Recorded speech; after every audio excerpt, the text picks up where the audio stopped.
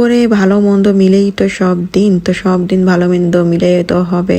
নতুন নতুন করে নতুন নতুন জীবন শুরু হচ্ছে সকলের। তো এই যে আমার গাছটাও আমি নতুন নিলাম, তো নতুন করে লাগাবো। আসলে সব কিছু দেখলাম, বুঝলাম, শুনলাম। আমার কথা হচ্ছে, দেশের মানুষ দেশের জিনিস যদি রক্ষাই না করতে পারে তাহলে কিসের দেশ, তাই না? মানে এই যে অবস্থা, গণভবনে একটা গাছও পর্যন্ত মানুষ ছাড়লো না।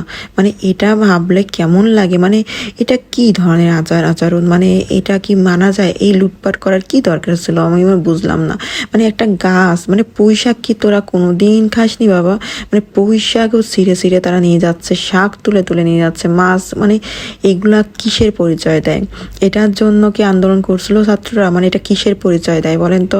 এটা কোনো ভদ্র পরিচয়? এটা আমার তো মনে হয় না এগুলো একটা শিক্ষিত ছেলের কাজ, বা একটা মানে আমাদের ছাত্ররা এগুলো করছে বা এরকম কিছু একটা। কিন্তু কি হয়ে গেল এখন যে এখানে কিছু বলবো তারও মনে কর